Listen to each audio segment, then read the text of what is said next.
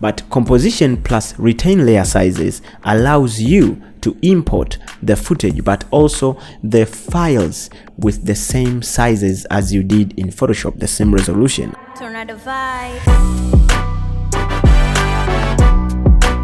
Instead of going around watching random tutorials in learning After Effects, why don't you join me in this tutorial series and learn from opening up a project from episode 1 to episode 8, where I teach you how to export in After Effects. Now, why don't you just go ahead and open up After Effects now? This tutorial series is meant for those people who have never touched After Effects in their life, but also for those people who are uncomfortable with After Effects and they tend to watch tutorials, people explaining with these, complex languages. This is going to be easily explained for anyone. I mean anyone. Episode 1 is going to comprise of opening up a project, give you a brief description of the interface, and also saving your project before heading on to other steps. When you open up After Effects, you'll be greeted by this window right here. We have the option to open a new project, open a project shared to you by someone, or you have it somewhere that's not showing here on recent, okay? But also recent projects that you did, and normally they tend to be 10 or something. So we'll go ahead and open up a new project because we have never opened up a project before, okay? Now, don't be scared by this whole interface right here, because I'm going to explain everything to you in the simplest way possible. So just follow what I'm going to show you. On top here, you have different options here. You have file, edit, composition, layers, effects, animation, view, window, and help. All these tend to help you in working in After Effects. Now, I want you to just focus on file in this episode, right? Now, file has different sections here. Now, as a beginner, you only need to know a few of them, and that is the first segment here has everything to deal with opening up a project. As a beginning, you can open up a new project. You have different options here, as we saw before. You can open up a team project, you can open up recent project, but also you can browse in Bridge for other projects, okay? The second section has the close, which actually closes windows here in this After Effects. For example, if you choose effect here and then you come to close and click close, you'll actually see you lose the panel. So, and this can be turned back by coming to Windows, Workspace, and you have a bunch of workspaces here. For now, we have the default workspace in After Effects, and just come to the bottom here and click on Reset to Default Layout, okay? And you can see we have Effects panel back here, okay? You can click somewhere by accident and accidentally delete a panel and you freak out, like, where did the panel go? Just go back to Windows, Reset to save the layout, and you'll get your panel back. Close project allows you to close the entire project, okay? And at the bottom here, you have the options to save, but also save as. If you want to save it as in a different name or save it in a different location, you can choose save as, okay? Now, the section that follows that is important, you have here import. You can import recent footage, but also you can export your files here. Now, and on the bottom, you have the option to exit the project, whereby you can close the entire After Effects software. The next thing I'm going to teach you in this episode is actually importing. You can import footage, which includes photos, images, and videos like you normally do. Like if you come to import here and come to file, you see, and I will select this image, right? And if you click import, you can see we have the image right here. It's already imported, easy, okay? But let's say you want to import a project. So let's say a PSD file from Photoshop, okay? That's a little bit different. If I come here and click on import, okay? And then I click on file, and then I choose this PSD file here, which was the thumbnail that I did from my recent videos, how to use the puppet pin tool. You can go check it out after you watch this tutorial series. Go ahead and click on import. You see we'll be greeted by this window, right? This window allows us to choose different ways in which we can import this project, okay? For example, we have footage, On footage, you'll import the project as a normal footage, like a photo.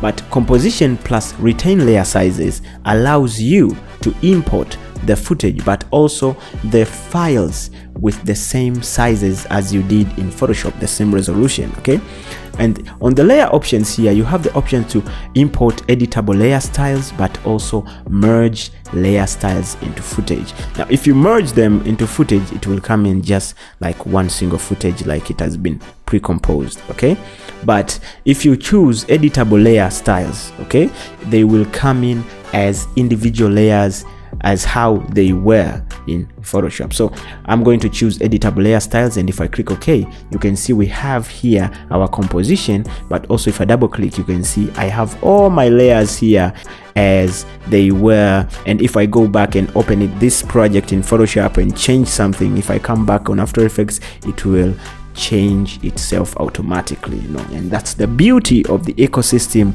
of Adobe softwares, because they tend to integrate with one another. You can take a project from Photoshop, take it into After Effects, take a project from After Effects, take it into Premiere Pro, and vice versa, and it's pretty awesome. But let's say you want to import an Adobe Premiere Pro project into After Effects.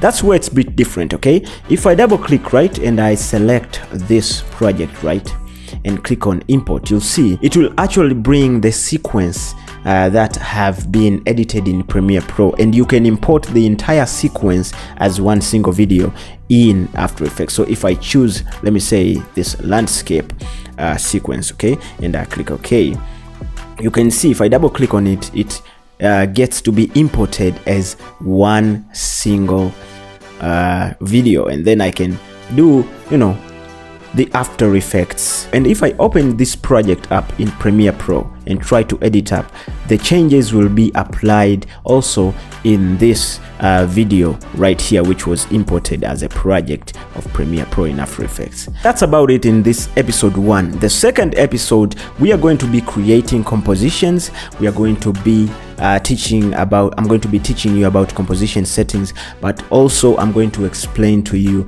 about the source monitor and also the timeline. Now, your task in this episode is close up After Effects, okay, and you can actually do it with me here. Okay, just close up After Effects, open up the software.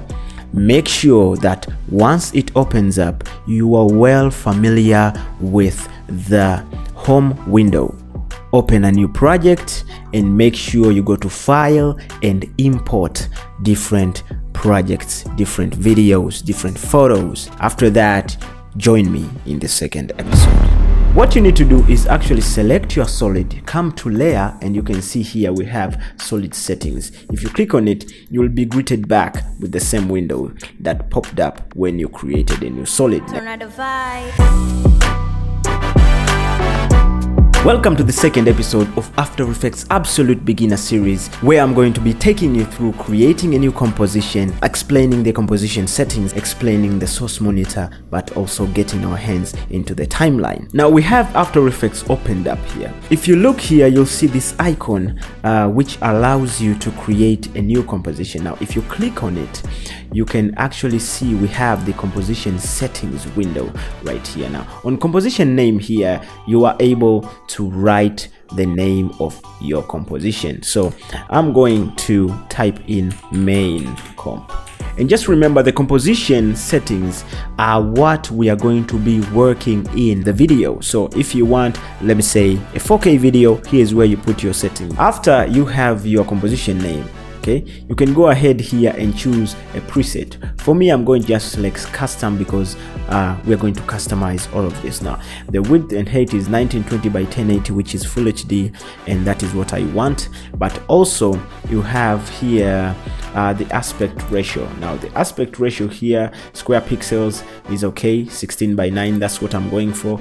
But also you have frame rate here. Now the frame rate is what we call frames per second, how many images in a second can be displayed. Now 30 frames per second is okay. You can go 60 frames per second. If you want a jittery kind of motion, you can go with less frames per second, like 16, let's say 16 or 15 or 8, like the old cinema cameras. You have resolution here, which can be changed later, because After Effects, it's pretty heavy on your machine, your editing machine. So while editing, you will have to preview the file in a lesser resolution if you don't have much power. So full is the default, but this can always be changed later on the source monitor here. Now you have the time code here, but also the duration. Now I'm going to type in 1000 here, which is equal to 10 seconds. Okay, or you can just go ahead and type in 10 seconds here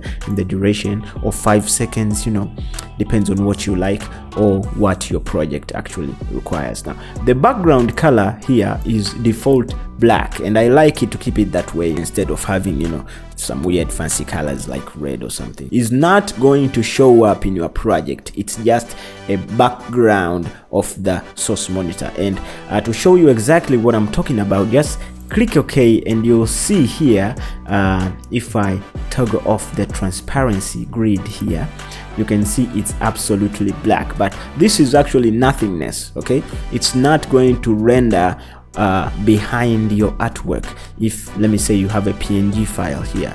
Okay, because this is just the background color of the source monitor. It's not going to show up in your project. If you don't like the black, you can go ahead and choose toggle on the transparent grid here, and you can see right now it's actually transparent, but I like it to keep it black because that's the way that I like. You choose what you like, you know, it's up to you. Here we have our composition, right? If you come here on top and click on composition, you can see we have composition settings here, and if you open them up, you'll see we have the same window we were working on. So you can always go back and change your composition settings even after you have done work in your project, so don't worry about it. The source monitor here allows you to see your project, and right here you can see we have the preview settings. You can set it on auto, and it will change to increase and decrease the resolution depending on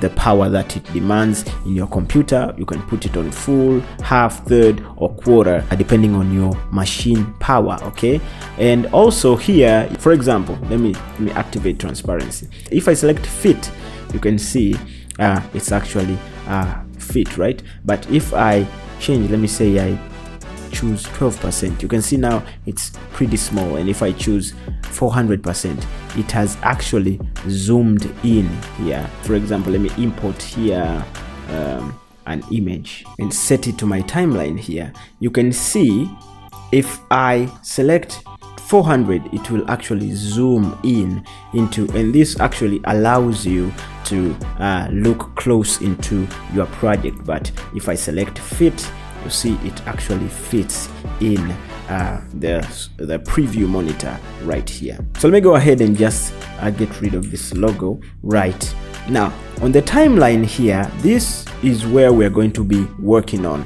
some stuff. Now if you right click here on your timeline, you can see we have a bunch of options here, but also you have composition settings right here. But also if you select new, you have different assets you can actually work with in After Effects. For example, here you have text, you have solids, you have light, you have camera, and other stuff. Okay, now solids are going to be one of the things that you will use a lot in After Effects. If I click solid here, we get this window.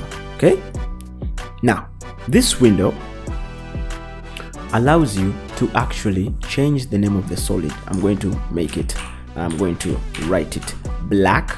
Okay, it has matched the resolution of our comp. Here you can actually change the color. You can make it, let me say, red, and click OK. Now if you click here OK, you can see now we have this red solid. Now let me deactivate the transparent grid here, and you can see now this is actually flexible. We can actually play around with this and create an artwork.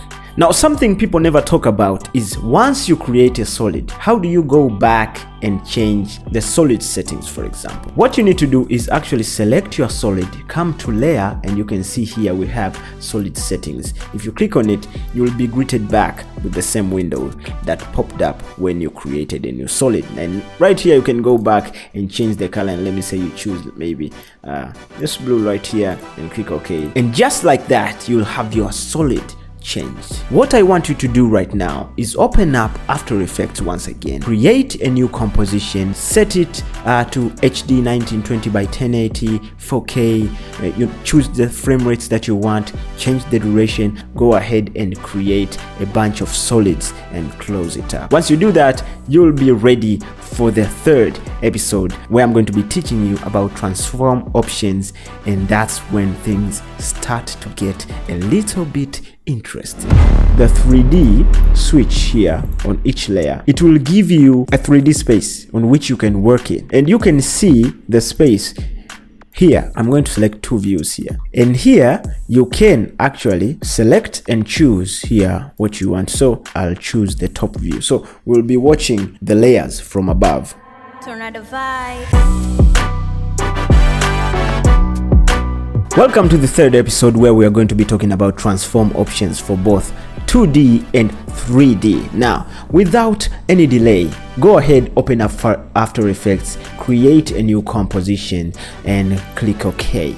Now, right click on your timeline, go to new and create a new solid. Now, I'm going to change my solid to be absolutely black and click OK. I'm going to toggle on transparency here, and now we can transform our solid. Now, if you click on this arrow, right, this is a drop down arrow. If you click on it, you can see you have what is called transform. Now, if you click on the drop down arrow on this transform, you'll see we have different settings here. We have anchor point, position, scale, rotation, and opacity. If I change the scale here, by default you can see the scale is 100%. okay, if I change it, drag it down and drag it up, you can see it will scale up and down. Position allows me to move the position from the x-axis and from the y-axis. Also, rotation allows me to rotate my solid, right? Opacity, right?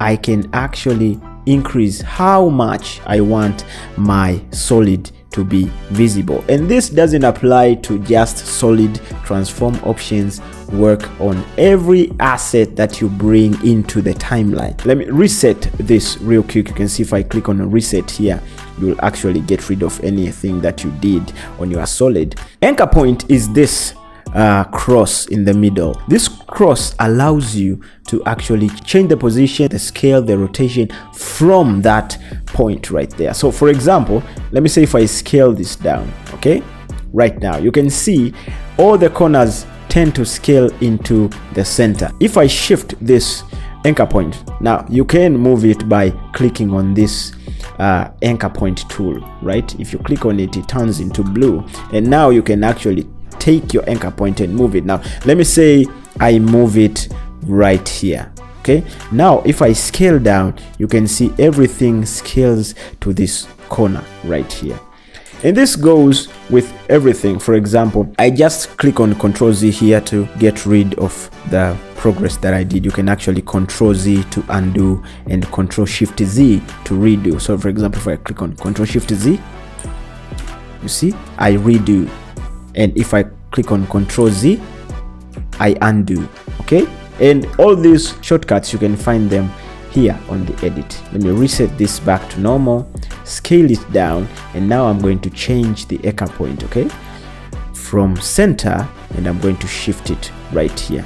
Now you can see if I try, let me say, to rotate this, you can see it will rotate from the position of the anchor point, and that's what that little tool right there does. You see this box, right? This allows you to turn any 2D layer into 3D layer. Now if I activate it, you can see I have more settings that just popped out in the transform options. If you're working on 2D, you're actually working on a flat surface. You are just working on the front view. Okay, that's 2D because it's front and back. It's just front. So if I deactivate this, you can see we are only working on this face right here on the front view. Okay, but if I activate the 3D option here, you can see we have different faces to work with. We have the X, Y, and Z space. Now you're not just working on a one-sided artwork, you're actually working on a three-sided artwork. You have the X-axis, which is actually left and right. Okay, here you have the Y-axis, which is top and down, and here you have the Z-axis, which is front to back. And now if I deactivate the anchor point here and select this selection tool, okay, you can see I can move this artwork. Just scale it down so you can see. So let me scale it down. Okay, if I select it, you can see I can move this artwork, okay, to left and right, to top and down, and to front and back. Now someone will say, what's the difference between this and the previous settings which were 2D? I will show you in a second. Let me just reset everything here, deactivate this, and create a new solid. Okay, I'm going to change this solid to a bit dark gray. I'm also going to create another solid, okay, almost white. Let me select all this by holding down Control and clicking on them. Okay, and then if I click this drop down arrow here, you can see I have my solid settings. Okay, now if I change the scale on this one, and then I change the scale on this one, and then I change the scale on this one, the difference is just the size of the scale. Okay, but they are in the same space. Even if I try to rotate this, I will rotate it this, I will rotate this,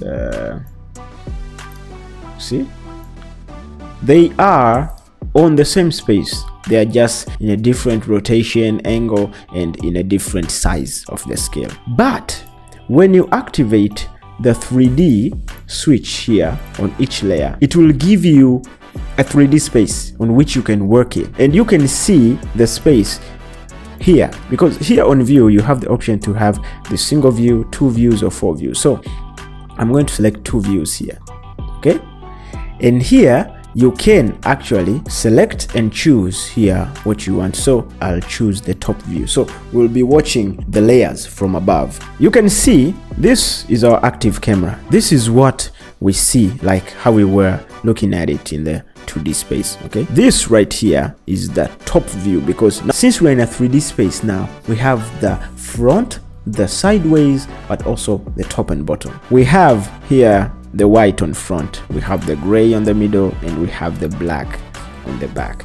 But you can see on the top view here, they are all on the same position. Now if I select the black, remember it's behind the gray and white, but since we're in 3D space, you can actually move it forward, and you can see now it's visible. The other layers are not deactivated, but they are just behind. Okay, so if I move it, let me say I'll move it front, and then I'll choose the gray and move it back, and I'll choose the white and move it even further back. Now if I now go ahead and change, let me say right, this is the white solid, can go behind this solids and can go in front. So this is actually how 3D space work. I'm going to reset everything here, and I'm going to show you another example. Let me scale the white, let me scale down the gray, and let me scale down the black. If I rotate this solid on the y-axis, you can see now we have a different perspective than before. Now if I rotate also the gray here, just rotate it like this, and the black, now we have a different perspective of our layers. And now if I say I move this back, okay, and move them further apart, you can see that they are in different spaces in our composition here in our source monitor. This was not possible in a 2D space, so this is actually the beauty of 3D. Let me just deactivate the 3D option here, reset my layer, okay, show you something. Okay, You can see on the scale option you have this link option. If you deactivate this, you can actually scale your solid with different dimensions. Here you can see you can scale it, the height and the width, in different ways instead of having the uniform scale which was before, where we had to just scale it as a box. Right now, apart from these transform options that you find below, if you right click on your solid and come to transform options, here you will find that you have other options to choose from. Now, for example, let me import my logo. Right, this is my logo. I'm gonna put it in the timeline. Right now, if I right click and go to transform, you can see now it's the words are facing this way as they should in English, and the logo is facing this way. Now if I right click here and come to transform, okay, and come to flip here, you can see you can flip it in both horizontal and vertical. So if I click flip horizontal, it actually turns horizontally, and if I click on flip to vertical, you can see it turns upside down. So these are other transform options, and you can see here you have a lot. You have the anchor, you have the position, scale, you have the rotation, you have the opacity, which can be used as additional transform options. But also you have these flips, okay, and also let me say your anchor point is not centered. Okay, you can center the anchor point to the actual layer. You can see this layer has a little bit of a gap here. It has not fit well into the composition. You can actually right click, come to transform, and fit to comp width, or fit to comp height. So if you click fit to comp, you can see now it has automatically scaled up. And if I click S, select my layer and click S on my keyboard, you can see now it's 101.1, which is about 56%, 0.8, which is actually, it has actually, you know, kind of scaled it to fit the composition. Now your task now is to import anything into After Effects and play around with the transform options, the scale, the rotation, the position, the opacity, and also the anchor. But also right click on your layers and come to the transform options that you have right here and play around with the flipping, but also the fitting to comp. Okay, as we are heading into the 4th episode, where I'm going to be teaching you guys about masks and shapes, where we are going to be talking about masking and shapes, and this is where things get a little more interesting. Right now it's on bat cap. If I change it to round cap, you can see now we have round edges. Those are options that you won't get in a shape mask. Tornado vibe. Welcome to the 4th episode, where we're going to be talking about masking and shape layers. Now go ahead and create a new composition, right, and create a new solid. Now I'm going to make this gold. You can choose any color you want. Click OK. If you want to mask any layer, there are 2 tools that you can choose from. You have the pen tool, but also you do have the masking shapes. If you take the pen tool, this allows you to actually put points on where you are going to be cutting around. Now, as you can see, as I was starting to mask around, this shape layer appeared, right? And that's a bit confusing. I was confused once in my life, and that's when I discovered that you need to actually select this layer. Always remember to select the layer, because if you don't select the layer and start drawing around, you'll actually get a shape layer. I will explain shape layers after I finish explaining about the masking. Select your layer, and now if you click, you can see we only get the shape path here and not the new layer. If you open up down here, we now have the mask option on top of the transform. On the mask one here, you have the option to invert. So if I invert, you can see I did cut out the outside part, but now I have cut out the inside part. Now I'm going to put it back, and this is known as add, okay, which is this selected right here. If I click on subtract, it actually subtract what I've cut into and show the outside. Let me say I create a different mask, and I'm not just going to create a different mask like I did this before. I'm going to be clicking and holding, and you can see if I click and hold, I get Bezier handles here. I can play around to create a circle. So if I click and hold here, you can see I can create a Bezier angle. If I click here and hold, I can create a Bezier angle, get some kind of circle, and then I can go around and click on this and do some minor adjustments here. Now if you come to masks, you can see we have mask 1, but also we have mask 2, and right now you can see this shape is similar to this shape. They have intersected. Now what you can do now, you can actually change the settings of this mask. So if I click on add here and select subtract, you can see now this mask layer is subtracted, but if I select intersect, you can see now they are both subtracted, but they only show at an area where they intersect. So this is the area where they intersect right here, and that's what is showing. Now if I change this intersect into lighten, you can see now we can see all of them, and if I choose difference here, you can see only our outside masks show, but where they intersect is actually subtracted. So play around with these settings, and then you'll get actually what you want. Now let me delete these masks, do a quick mask here, open up this mask. You can see we have other settings below this mask. Mask path is this that the masks follow. Okay, you can actually change this. You can actually change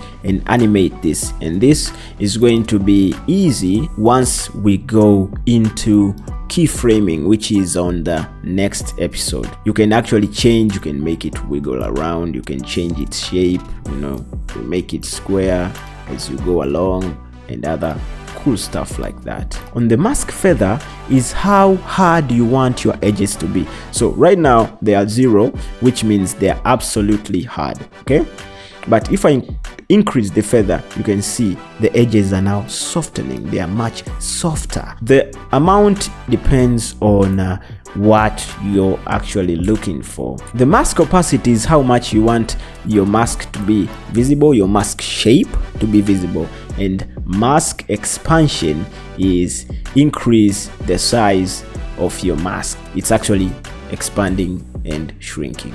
Okay, negative shrinks, positive expands. The settings that I showed you right here work the same as if we use the shape masks right here. Now you see these are actually shape masks. Now we have the rectangle tool here. If I take the rectangle tool, I get this, my cursor changes into this. Now if I click on the anchor point here, hold control on my keyboard, if I drag, I will actually get equal size scaling here on my artwork here. If I click on the anchor point here and hold shift on my keyboard, I will actually get a perfect square, a perfect shape, and this works for all the shapes, not just the rectangle tool. But if I click freely, you can see here, and this works the same on all of these shapes. You have the ellipse tool here. If I click shift, you can see it's a perfect circle. If I leave shift, you can see now it is not so perfect, right? And it scales on the sideways, it masks on the sideways. But if I click control and hold, it will actually cut from here. If I click control and shift and hold all of them, I can actually mask a perfect circle and mask it from the center of the composition. Now for example, let me take the polygon tool here, click in the middle, click and hold control and shift, and then scale it up. You can see now we have the polygon shaped. If you open the mask options here, you can see we have the same mask options. We have the expansion, we have the opacity, we have the feather, but also we have the shape. Now on the polygon here, if you click on the shape, you can see you also have here the top, right, left, and bottom, and you can change what measurements you want. You can change it to pixels, you can change it to inches, millimeters, and even percent source. Okay, but also you can change the shape here. You can leave it to rectangle, you can change it to ellipse. Okay, You see, those are the extra options that you get here on the mask path. Let's say that I don't want to mask out shapes from solids. I want to create new shapes out of thin air. Okay, not thin air, it's actually After Effects. First of all, I'm going to delete this solid.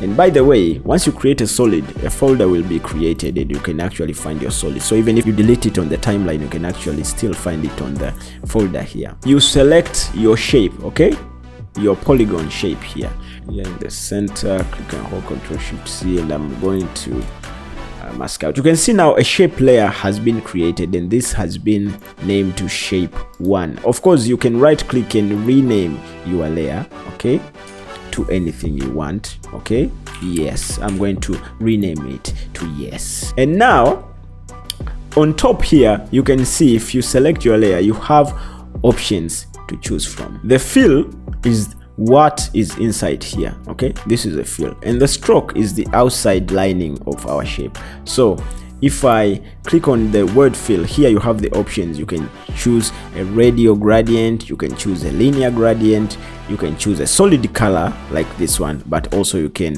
activate or deactivate the fill. So if I deactivate the fill, you can see if I press OK, right now there is no fill, but also we have a very thin lining on our shape. Right now this can be customized on the stroke. Now on the stroke you get the similar settings, except here you have the opacity, okay, but you can activate and deactivate the stroke. You can make it solid color, which is what is currently available, linear or radial gradient, okay. But also the extra option you get on the stroke is actually you can increase the size of the stroke. So you can make it thick or you can make it thin. Thick and thin. Thick and thin. Stop it. Get some help. When you open up the drop down arrow, you do still have the transform options, and of course you can make this 3D as before, okay. But what we are focused about here is not the transform option, because you know about them, you saw on the previous episodes. What I want you to focus about is the content here. You can see if you open the polystar, which is this shape, right? If you open the path, you can change the type. You can make it a star or a polygon. So if you make it a star, you can see it changes into a star. If you make it a polygon, you can change it to a polygon. But also you can change the sides here. For now it has 5 points. Let me say we add and make it 6. You can see now we have 6 points here. 1 2 3 4 5 6, any number you want. And that's the beauty of working with shape layers rather than masks, because you have more options to customize. And remember, right now we are using the stroke. We have deactivated the fill, but if you deactivate the stroke, let me select it right here, deactivate the stroke and activate the fill, you can see here you get the same shape, and you can actually change here the color, make it white. I'm going to bring the stroke back. Right here you can change its position, you can change its rotation. You can see when I'm changing its rotation, the borders stay the same. They are not changing as if I'm transforming you see these blue points here, these are the borders of the shape. If we change the rotation here, you can see the rotation changes with these borders. But if I change the rotation of the polystar here, only the shape changes. If you come to stroke here, you can actually change the color of the stroke, the opacity, the stroke width, okay. But also you can change what kind of caps that you want. Now when we say caps, you see right now this has joined. Let me just create a new shape here. Let me take, for example, the pen tool. Right now I'm going to put a point here, then click shift and put another point right here, okay. And you can see it came with the settings of our previous shape here. If I scale this stroke, right, you can see now it's kind of a rectangular shape. But if I come and open up my content here and come to stroke and come here to linear cap, okay, right now it's on bat cap. If I change it to round cap, you can see now we have round edges. You can actually customize this in many different ways. Those are options that you won't get in a shape mask. Here you can change the fill options, the color, the opacity, which is pretty much the same if you change it right here. And on the transform here of shape 1, you see you get extra transform options here. So you can transform it from here, but also you can transform it from down here on the transform. And that's about it on this episode. Your task is now to come into After Effects, create a new composition, create a solid, and start masking out shapes in After Effects. But also, after you finish masking out shapes, I want you to get rid of the solids and start creating shape layers and customize them according to the settings that I've shown you. We are going to move on to episode 5, where we're going to be talking about keyframing and animation, and that's where things are getting interesting, interester, and interestiest. Now that's when expressions come into place. Hold Alt on your keyboard and click on the stopwatch. You see now we have values turned into red, but also we have the options here to type in some coding. Luckily enough, we do have ready-made expressions here on the expression language menu. Turn on the vibe. Welcome to episode 5 of our absolute beginner tutorial series in After Effects, where we're going to be talking about keyframing and the animation. Now I'm gonna need to wet my mouth for this one. Now we have After Effects here, okay? Now go ahead and create a new composition. Go ahead and create a new solid, okay? Make it any color you want. For me, I'm a pick gold, okay? And now let's create a shape here on our animation. So I'm going to choose the ellipse tool, set my my cursor here on the anchor point on the middle here, click, hold, click, Control and Shift, hold, and drag on my mouse so I can get a perfect circle. Right now we have this perfect circle right here. I'm gonna leave it like that. Now what I'm going to do right now is open up the transform options. After I made sure that my mask is well, as you saw in the previous episode, now let's start animating this. Now, whenever you add anything in After Effects, let me say an effect, okay, or the transform option, you will always see the stopwatch icon on some values. This is what allows us to actually animate. Let me say I want to move this circle from left to right. So I'm going to move this to the left, like right here, and what I want to do is animate it going this way to the right. So I put a stopwatch, I activate the stopwatch here by clicking on it, okay, and you will see now we have a keyframe. Now a keyframe is a point that allows us to mark the details value of our circle right here. So for example, now we are working on position value. If you put a keyframe, it will record that this circle was at this point in this part of the timeline. Now if I move forward to 10 seconds, right, and then I change the position to the end here, you can see now it has automatically added another keyframe here, and this keyframe marks the value that the circle is on this part of our preview monitor, on this part of the timeline. So anything in between will be the change of the value from this to this. So for example, right here the position was 165 by 540, and the position on this here is 1759 by 540, which means anything in between here, as you can see, if I move my playhead, you can see the values also change here on the position. Anything in between will change to get the recorded values of the keyframe. So in case you let me say on the 5 second here, you tend to change the position. Let me say you change the position like right here, you set it up like this, it will record the values here. You can see right now it's on this keyframe is 540, then we changed it here to 328, and here it's 540. So anything in between here will tend to change, and at the time as you are looking at the values, you can also see circle here is being animated, and that is the work of the keyframe. Now if I set it in the beginning and play, you can see right now it actually changes. Now let me decrease the duration of my timeline here to like 5 seconds. Now I can do this by taking my arrow here to the work area end, and once I get this icon, right, I can click, hold and drag this to 5 seconds, and once it's where I want, I will type on my keyboard Ctrl+Shift+X, and it will actually trim my work area to where I placed this work end line here. Now I'm going to put my keyframe back. You can see if I play, it's a bit faster because we set the value to 10 seconds duration, but now it's about 5 seconds duration, and this works on all of them. So let me say I want to rotate this. I'm going to mask here a rectangle, and I'm going to change this to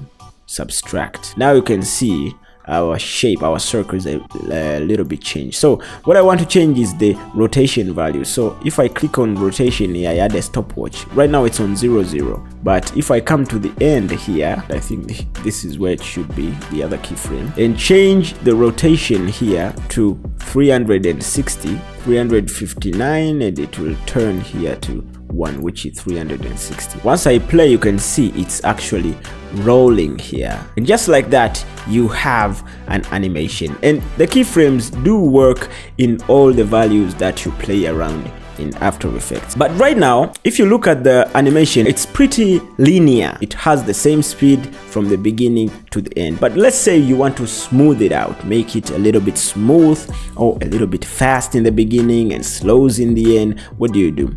What you can do is actually highlight your keyframes and click on your keyboard F9, and it will ease your keyframe. So for example, now you can see it starts out slowly, then it takes speed and finishes up slowly. If you go ahead and select your keyframes and right click on one of them, you can see here we have something called the keyframe assistant. Okay, set your mouse on keyframe assistant. You can see we have options here to ease out our animation. You have easy ease, you have easy in, and you have ease out. Let me show you a quick difference of what exactly this. I'm going to deactivate the stopwatches here.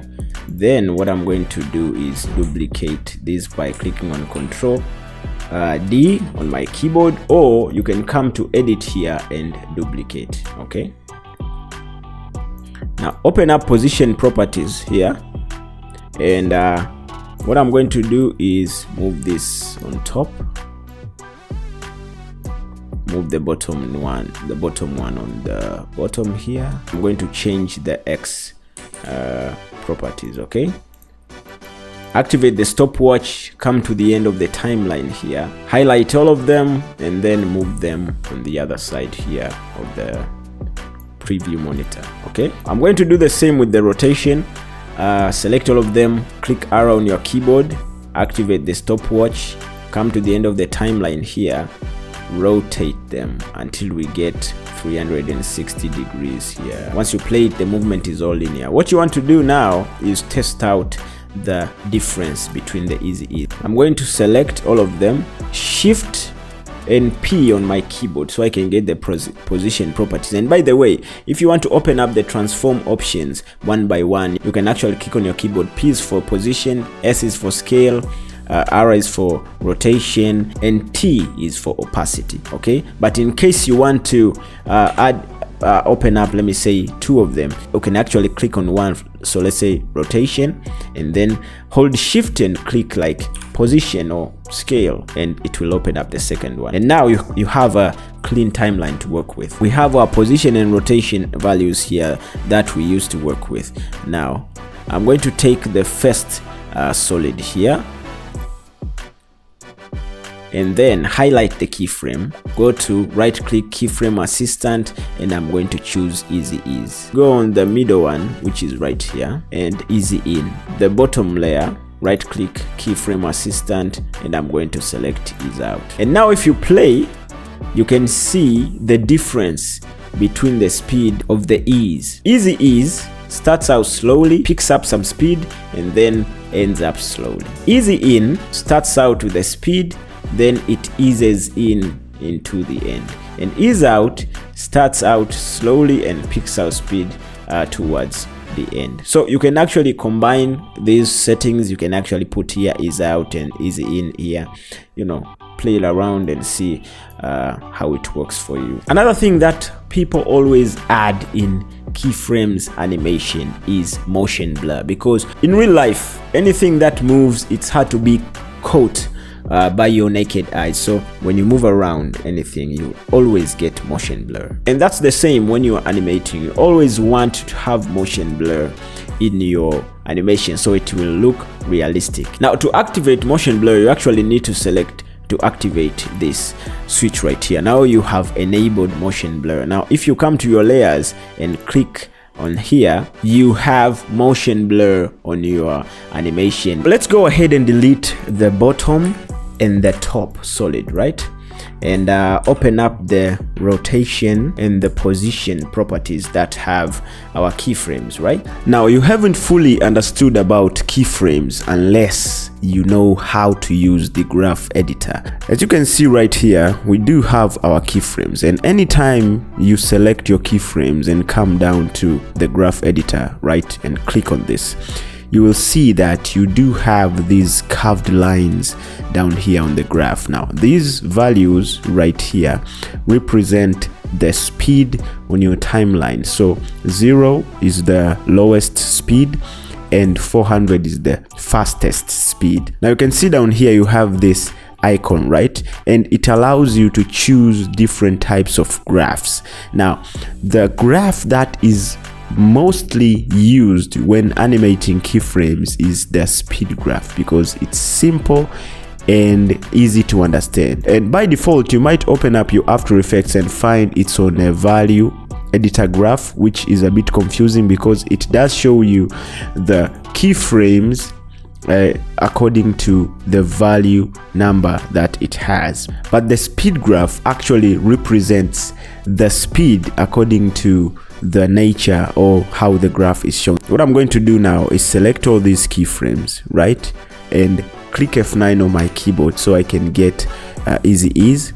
And now if I select position and come back to the graph, you can see now we have something we can understand a bit more, because easy ease starts out slowly, picks up speed, and then ends up slowly, just as how we can see here on the speed graph. Since this is the default easy ease settings, what we can do is manually adjust the speed. So if you click on this dot here on the line, you can see you'll see handles on your graph.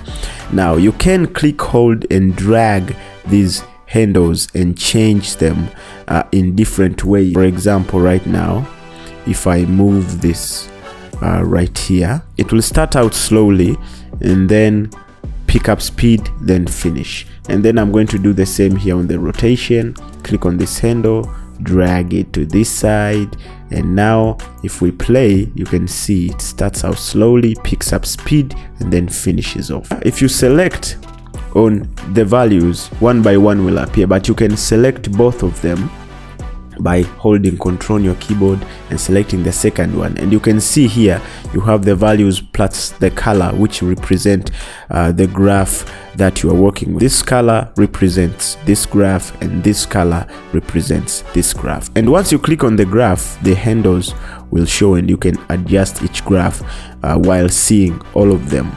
But I like actually working on one by one because it's a bit more clean. Here you can do a couple of different types of animation.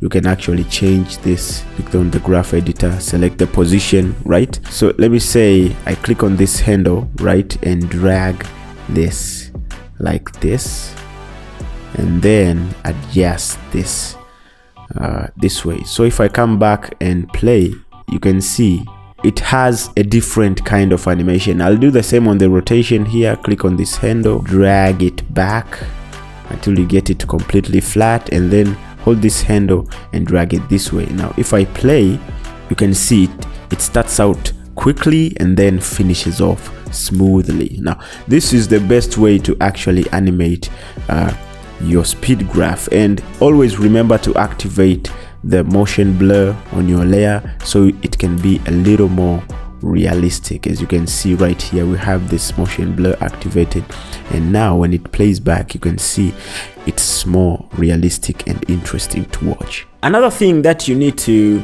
understand about keyframes is you can actually add in expressions to these keyframes.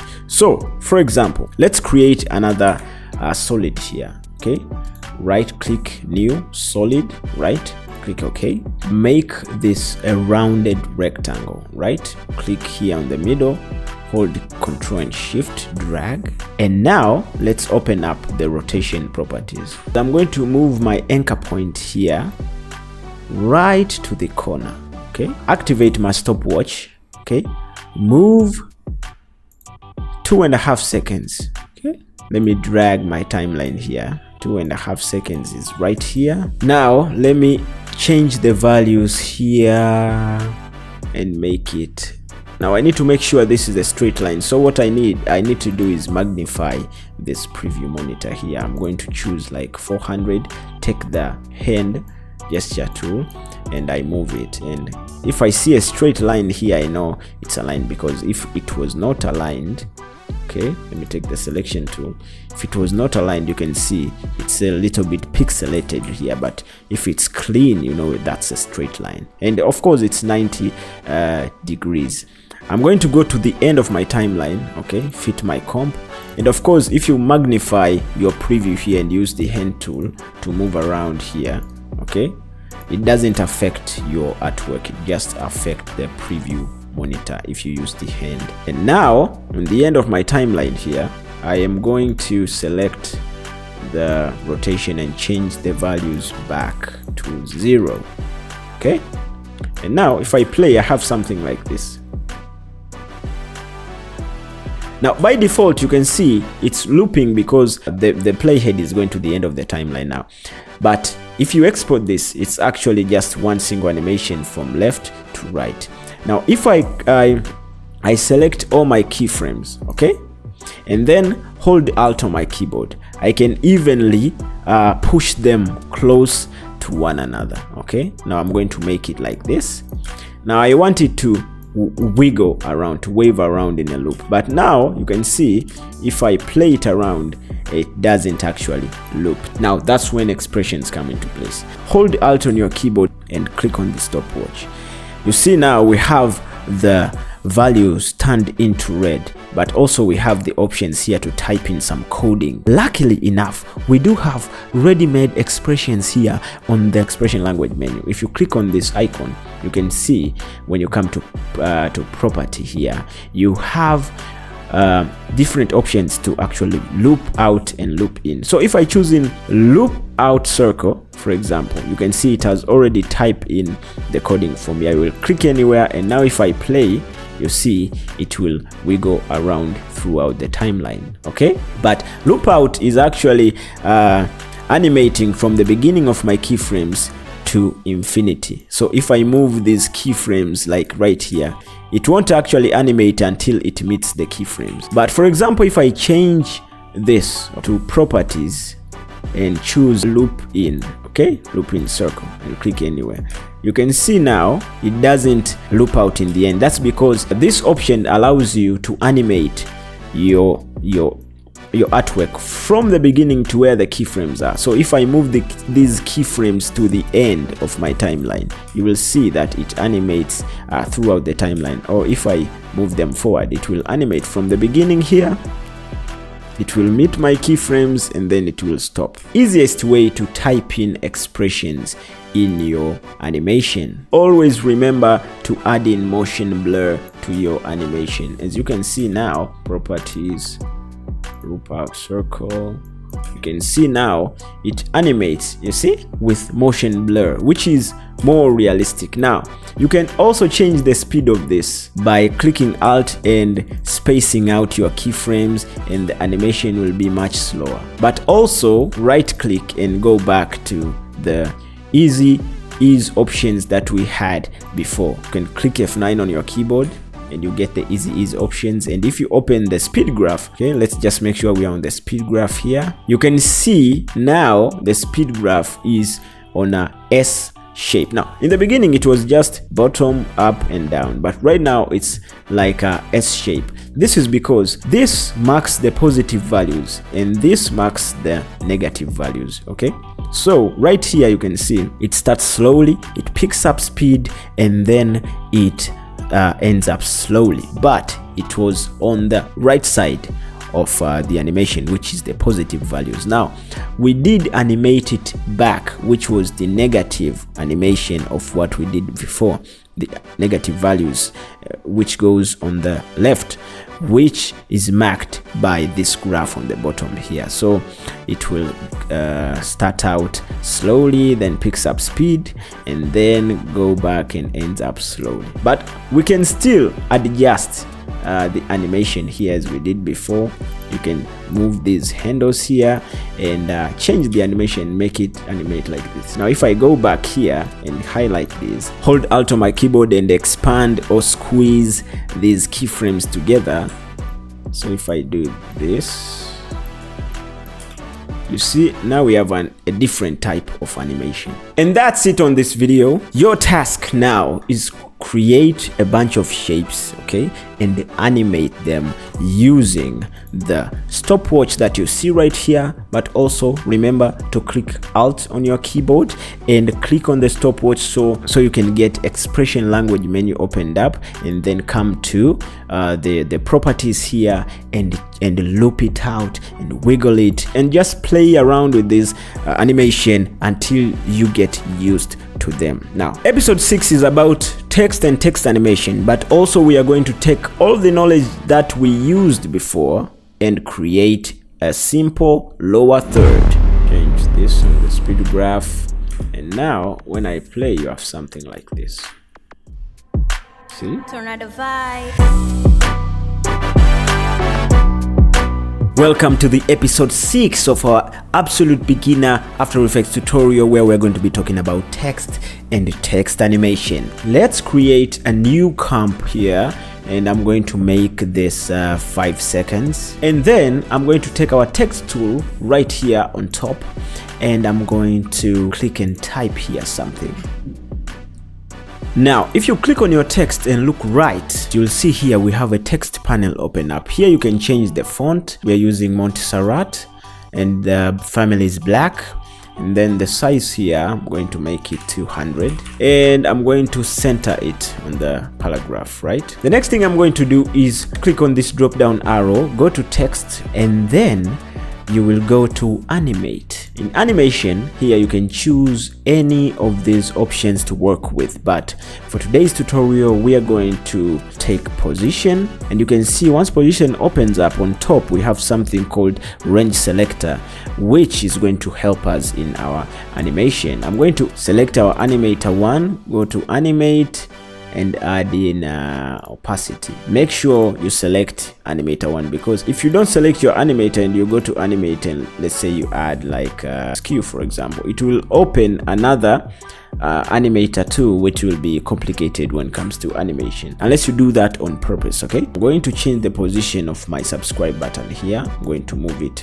at the bottom. As you can see, the text is moving, the anchor point is not. The anchor point before was on the bottom of the text. So what I want to do is move the text to the bottom of the anchor point here, and what I'm going to do is change the opacity to 0, then open range selector. Range selector is where we are going to be editing our animation, offset, start and beginning. You can see now offset is on 0. If we change the offset, you can see to 100, it moves the text from bottom but also from invincible to visible, but also the text does that quick animation. So what I'm going to do now is move 1 second, put a stopwatch, then come back here at the beginning and change the values of the offset to 0. And now if I play it back, you can see it animates like this. Now this is not a very good animation. We are going to smooth it out. Okay, select the keyframes, click F9 on your keyboard, come to the speed graph here, move this handle right, add in a bit of motion blur here, make sure the text also has motion blur activated, and now if we play we have something like this.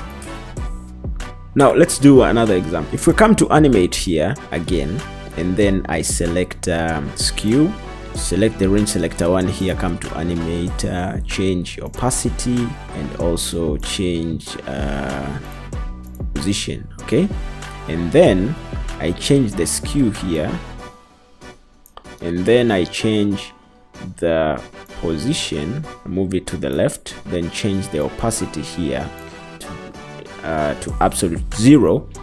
Now if I come to my range selector here, put a stopwatch, then move 1 second ahead and change this to 100. Okay, smooth it out with easy ease. Come to the speed graph here, change the speed, and then if I play it back, you see you'll have this kind of simple animation here. And that's the simplest way on how you can actually animate your text here. Now what if we use the transform tools and the masks and all the knowledge that we gained in this tutorial from the beginning to create an actual lower third that is animated? What I'm going to do is draw a rectangle here, come to stroke here, change the size of the stroke to 5, select my layer, right, the selection tool here, move this a little closer. Now we have our shape layer. This is our shape layer, right? A simple stroke. Take my text tool here, I'm going to type in subscribe, reduce the size here to like 180, open the position tool, I'm going to position this inside my box. Now that I'm happy with that, I'm going to take my text again and type in below here, deselect my text layer here, come at the bottom here, then I'm going to type in something like, now I did change the font family here to semi-bold italic, and then I reduce the font size here. I'm going to reduce the font size to like 55 or 35. I'll move this in the bottom. Now what I'm going to do is use the text animator, okay, to animate this K6 creativity, right? Come to animate and add in position. Also, I'm going to add opacity and I'm going to animate this. I'll move this this way, then I'll decrease the opacity to 0, come to range selector, come to offset, set my keyframe here, move to 1 second, and then change this to 100. Easy ease out, change the speed graph here and add in motion blur. If I play this back, it will animate something like this. I'm going to open up the transform options, okay, set a keyframe here on position, then I'm going to move forward 1 second, then I'm going to move it down like this. Easy ease, come to the speed graph here, change the speed, and now we have something like, oh, it's in reverse. Just move this keyframe, take this keyframe, flip it, put it here, and this keyframe, flip it, put it right here, and now we have something like this. Okay, what I'm going to do is pre-compose this. Now pre-composing this is actually putting it into its own composition, and this is easy by right clicking and then come to pre-compose here, or you can type on your keyboard Ctrl+Shift+C and you can actually pre-compose. Now I'm going to move all attributes to the new composition, and now the text is inside this composition, its own composition. If we open up transform properties, they are not animated because the animation is inside this composition. Now I did that because I wanted to mask out here, or you can actually mask out the actual text like right here, and then on the mask you select subtract. So now it will do something like this. See the animation? I'm going to go back inside the comp here. I'm going to open up the graph editor here and change these handles here, move this way. Now when I come back outside here, it will animate something like this. Okay, now I'm going to move this layer a little bit forward, the K6 creativity layer, like right here. Okay, something like that. Change this subscribe text layer here, color, the fill color to red, just so it can match the YouTube subscribe button. right? Theme or button, whatever you want to call it. Click this drop down on our shape layer, okay? Then come here and add something. You can actually add different tools here to do your animation, but the best one that you need to know is the trim parts. Now once you open up the trim parts here, okay, it's going to allow you to play around with the start of the shape but also the end of the shape. If I just increase the size here of the stroke, okay, and change the start, you can see there is a start and the end of every shape. So I'm going to set this back to 5 now that you have seen that we have a start and end of the shape layers, okay? And I am going to add a stopwatch here at 1 minute. Add a stopwatch on the start and end, and then I'm going to come on the beginning of the timeline here, change this to 50, but also change this to 50. Click F9 to easy ease. I'm going to change this on the speed graph, and now when I play, you have something like this. See, you can actually move it right here. The next episode, I'm going to be showing you how to add in effects into your artworks, and after that we are going to export and end our tutorial series. Welcome to episode 7, where we add effects to this bad boy. Tornado vibe. All you need to do is come here to effects and presets, okay, and then choose the effects that you desire. So for example, I'm going to add in blinds. These are called Venetian blinds, and I'm going to add them here on my subscribe comp here. Now once you add your effects here on your subscribe comp, okay, you will find them on the effects controls here. As you can see, now we have Venetian blinds effects, and you can control everything from the effects controls here. Though you can come to the effects down here, Venetian blinds, you can see you have all the controls down here, but on my Venetian blinds here, I can increase here the transition to completion here from 0 to 100. I can change the direction of my Venetian blinds. I can change the width and the feather.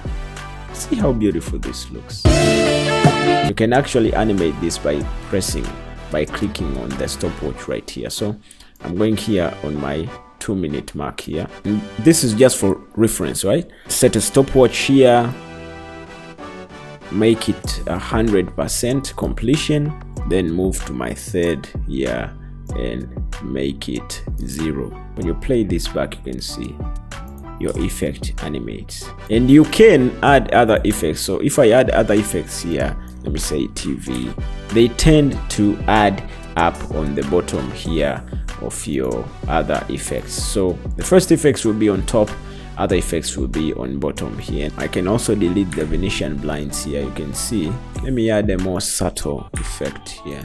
So now you can see, if we play our animation back, okay, it has the effects embedded in it. And I can add in other effects, for example, the glow effect here, and then I can play around with the glow here, the glow radius, threshold, intensity, and now you will have your effect. When you add the keyframes, right, when you come here on the effects on your layer, okay, you will find the options to customize your keyframes here below on your timeline, and you won't see the keyframes right here. You will see the keyframes below here. So this is pretty simple. Just go ahead, add effects, customize them right here, and change the keyframes on your timeline. The next episode, I'm going to be showing you how to export. This is the one with the background. It's only 3.70 MBs, and this one has an alpha channel, and it's 74 MBs, and it's only 5 seconds. So imagine if you're exporting something with 1 minute or something. Tornado vibe. We do have this subscribe thingy that we did on the episode 6, and then we added some effects on episode 7. Make sure that we save this, okay?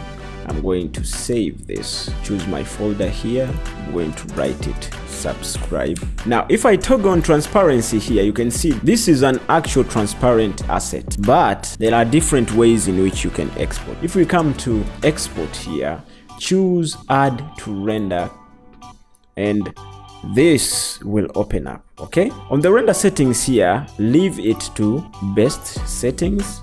Okay, you can see the resolution is full, size is 1920 by 1080, and click OK. On the output mode, you can see if I click on it, the format is H.264. This is actually good if you want to export small sizes, also HD if you want to export straight to play into devices like TV, YouTube, and other stuff. Take the H.264. It's a good format for different devices. Click OK. Click on this drop down arrow here. Now you'll see you have other options here. If you want to export it without a background, you can actually choose high quality with alpha, and it will turn the codec into MOV, in which you'll export your file size into MOV. The only problem is the size will be massive. Other people tend to export the alpha channel only, and it will only come out as white, and then they will export a H.264, and then they will actually go ahead and kind of track matte it or something